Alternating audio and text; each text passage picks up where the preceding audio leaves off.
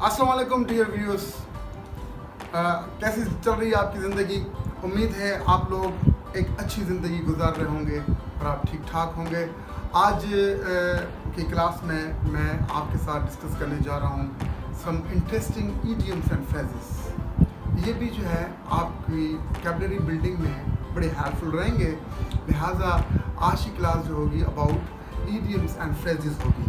इससे पहले कि आज के लेसन की तरफ हम चलें और कुछ इंटरेस्टिंग मुहावरात जो हैं वो आपके साथ जो है वो डिस्कस किए जाएं, मेरी आपसे गुजारिश है अगर आपने मेरा चैनल अभी तक सब्सक्राइब नहीं किया तो kindly do subscribe my channel and also press the bell icon so that you may receive the notifications of my upcoming videos on your cell phone.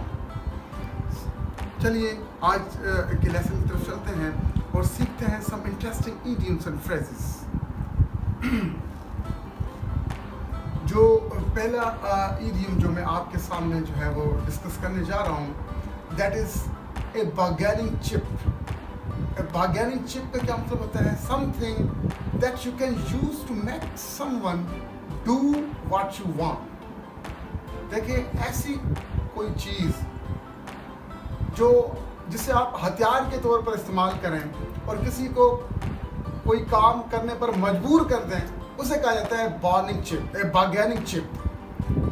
For example देखिए, the workers strongest bargaining chip in the negotiations is the threat of strike.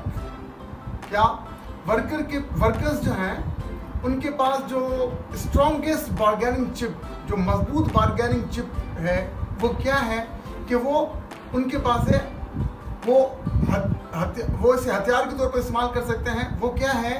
वो है कि हम हड़ताल पर चले जाएंगे। ये धमकी देना कि हम हड़ताल, अगर आप हमारे मुतालबात नहीं मानते हम हड़ताल पर चले जाएंगे।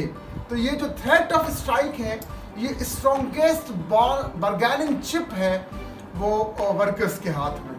तो ये आपने समझा कि बार्गेनिंग चिप का मतलब क्या होता है? कोई ऐसा हथियार, कोई ऐसी चीज़ जिसे आप जो है इस्तेमाल करते हैं किसी को कोई काम करने पर मजबूर करने के लिए, वो आपकी होती है bargaining chip.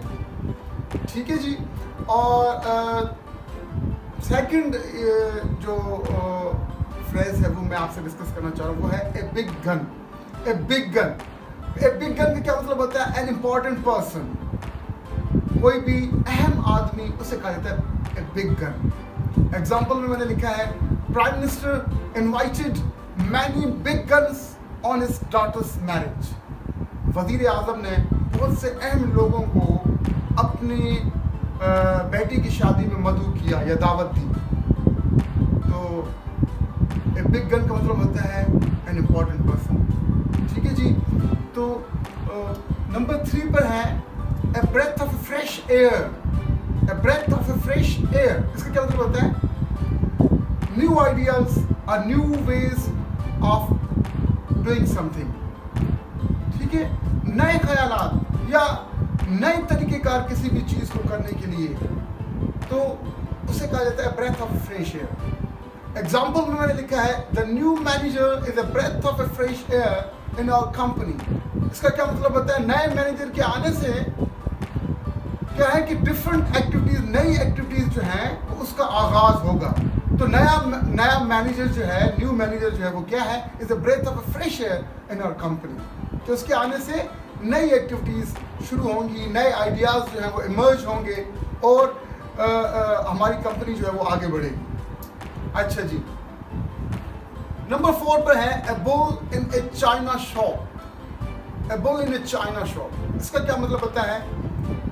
Take less person upsets others और अपसेट्स प्लान्स। कोई ऐसा शख्स जो टैक्टलेस हो, वो क्या है? वो दूसरों को भी अपसेट कर दे, जो उससे ज़्यादा इंटेलिजेंट लोग होते हैं उनको भी अपसेट कर देता है और उनके जो मंसूबे जो उन्होंने बनाए होते हैं उनका भी बेड़ा गर्क कर देता है, उनको भी ख़राब कर देता है। तो उसे कहा जाता है a bull in a china shop. Example में मैंने लिखा है, Sawan is a quack. Quack कहा जाता है जाली डॉक्टर को। Sawan is a quack, his participation in meeting of doctors is like a bull in a china shop.